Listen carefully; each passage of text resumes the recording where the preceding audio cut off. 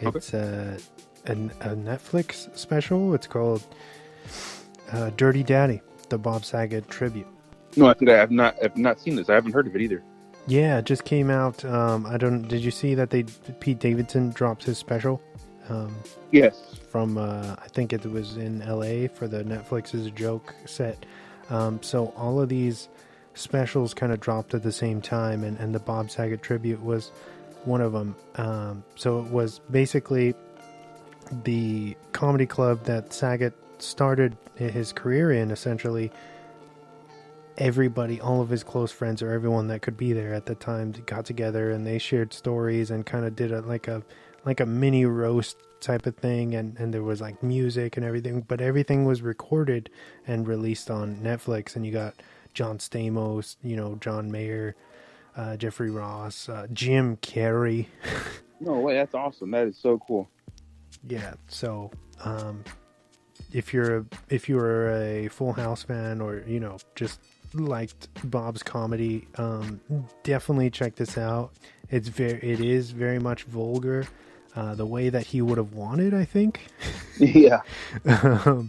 So yeah, check it out. Very, very, very fun stuff. And with that being said, we can move into our main focus if you're ready, man. Yeah, let's do it. 5, 4, 3, 2, 1. And now for the movie focus of the week. James is trying to get on my good side because he picked Atomic Blonde this week. Yeah, man. It's rated R. It's from 2017. It's an espionage thriller. It runs at 1 hour and 55 minutes, and it's got a 79 on Rotten, which is a little low for my taste. Yeah. Written for the screen by Kurt Johnstad and directed by the great David Leitch. Starring Charlize Theron, John Goodman, Sophia Botella, James McAvoy, Eddie Marsan, Bill Skarsgård, and Til Schweiger. The film takes place in the late 80s and follows a spy named Lorraine, who is sent into Berlin in order to secure a very important list. No one is who they appear to be in this knockdown, drag-out spy thriller. The film is based upon the 2012 graphic novel The Coldest City by Anthony Johnston, and became somewhat of a passion project for Theron after reading the novel with her studio before it hit the publishers. The success of John Wick and Mad Max Fury Road both helped in part to get Atomic Blonde off the ground, even securing one half of the John Wick team, aka David Leitch, in his first solo directorial debut. The production began to shoot in November of 2015 in both Berlin and Budapest, and had its premiere at the South by Southwest on March 12th, 2017, followed by being released in the States on July of 2017. I believe it was originally supposed to open in August, and they bumped it up for a Comic-Con premiere, pretty much. Making a total of $100 million from US and Canada and other territories against a $30 million budget. With a standout soundtrack that bursts with all the 80s hits that you likely associate with the late 80s period piece, such as this one, it's not so much the tracks as it's their placement within the context of the film. Incredibly effective and adds a real vibe to the already beautiful cinematography of Jonathan Sella. The cast are all bringing the heat with standout performances from, of course, Charlize, Sophia Botella, and James McAvoy. Haters will say it's not great, but Atomic Blonde stands out as a solid, forward-thinking piece of spy cinema that demands your full attention and multiple viewings. Here's to hoping that planned sequel is still in the way. Please seek out Atomic Blonde if you have not seen it yet, or if you have, please give it a rewatch now on FX Movies. 4 out of 5 high heels. Thank you. Nice. All right, man. So what made you pick this film after all this time of loving this movie? Yeah, like I said before I picked this, I had felt like we had done it before, but I think it's just because we've talked about it so much, and even off the air, even at home, talking to Alyssa or anyone else here, I'm bringing it up. And for people who haven't seen it, I think it's if you haven't seen this, pause this episode right now, go watch it and come back, so that way nothing's spoiled. Spoiler alerts for anything from this point forward, just to get that out of the way. But yeah, I think this movie, for me, it holds it was very refreshing the first time seeing this. Not only being going to that surprise screening at Comic-Con, when I believe you're the one who told me, like, you texted me and said, hey, go to Horton. Yeah, go to Horton Plaza. They're doing a screening for this new movie coming out, Atomic Blonde. Go check it out. I was like, oh man, okay, I get, you're telling me this, so like I obviously know it's a good movie. So I get in line. There's probably 20 people, 30 people in front of me. Get in line.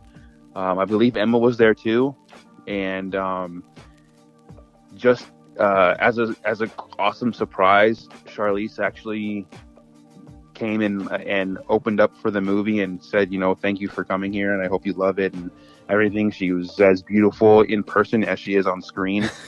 Yeah, and it was amazing. But I think just to see a female shown in this light as like an action hero, I think at the time was something that we didn't really get as much. So it was almost refreshing. It was, like you said, David Leitch, he was part of John Wick, correct? Yeah, he was an uncredited co-director for the first one. Okay. Yeah, that's what I thought. I knew he was attached because the fighting and everything was it's very John Wick-esque. Yes. Very similar to in terms of fighting scenes and action, and I love that about this. It's not trying to compare it to John Wick, but there are those comparisons in terms of action and stuff like that. But this is like I said, it was a refreshing movie to see women put in that light, not being like the damsel in distress or just like the side character who needs help or whatever. I know she trained her ass off for this, and it definitely shows. It shows in the performance, in the scenes and everything. I know there was a lot of fight scenes that they felt like they were like oneers, so like it kept on going. But I know they did little tricks and stuff to kind of edit it to make it look like it was a one shot for about 5 minutes and stuff like that. But definitely beautifully shot. The cinematography, like you said, was amazing, and I love something. I don't know. They have like that blue tint over the film that makes the movie feel cold. Like you kind of feel like that they're in Russia, not Russia, in Berlin. I mean. Yeah. No. Yeah. I feel like they did a good job at making. You feel the environment. Yes, very much so. And the supporting cast in this all around was amazing. I think I got super excited when I first saw this in theaters, and I'm like, holy shit, that's Pennywise. Like, nobody knows if back then nobody knew who he was, but like people who love movies like us, like we know who, Bill Skarsgård, what he looks like without the makeup and everything as a clown. So I'm like, holy shit, that looks like Bill Skarsgård. And Alyssa's like, who? And I'm like, Pennywise. She's like, that's not Pennywise. And I'm like, I showed her the IMDb, and she's like, oh my god, that is him. I'm like, I know, it's like, I know, I know what I'm talking about. I know things sometimes. Yeah, this movie was, like I said, it was a refreshing take on a femme fatale, or if you will. I think it was a really good movie, man. I like really enjoyed it, and I'm glad I got to see it that time. And I think I couldn't wait till it came out on Blu-ray to get it, or 4K when it came out. I was so excited when it finally dropped. Yes, I can't. Everything you said, I agree with this one. Anybody who knows me will know that I probably still have a kind of unhealthy fascination with this movie. Yeah. I don't know what it was about it. It just that it's a, John Wick is contemporary, and I love John Wick too. And people Yeah. have this running joke that John Wick is my favorite movie of all time. But yeah, Atomic Blonde is so amazing. I love that it's set against the backdrop of the kind of the fall of the Berlin Wall, and you feel, going back to like the cinematography and that tension and everything with the lighting and the, even the lenses and everything that they're using, you feel that kind of unrest and how there's like almost war in the streets around them while they're trying to pull off these missions, or this mission. And the music. Oh my God! Yeah, the music was amazing. It definitely set the tone and the vibe, like you said, of this movie. Yeah, it's almost like they're doing a kind of Edgar Wright thing with the music, where the music is setting up the story and pushing along the narrative kind of quietly, And and I love how it's like, a period. How do you say, period accurate versions of songs, and then it'll dip into kind of like covers of those same songs, and it weaves in and out of like the actual artists and then cover artists, and it makes for like a really great range of different emotions that you go through this, and there's a lot of crazy twists and turns. This is a lot more heavy subject matter than I feel like a lot of people were expecting going into it, and so for the people who it wasn't their cup of tea, I think that would be why, is that it just, you have to be paying attention like all the time, you if you're watching this for the first time, you pretty much can't look away, or you're gonna miss a name, or you're gonna miss something that's very key. Every little bit of information is key in this,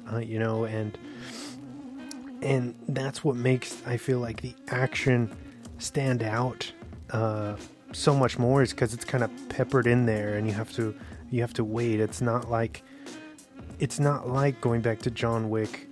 Sorry for the comparison again, but where it's almost like 100% octane. Like Atomic Blonde feels more cold and calculated, and you have to kind of earn these pieces of crazy action, Right. Everything is kind of like it's a setup for the next thing. So if you miss that first like building block, you might be completely lost.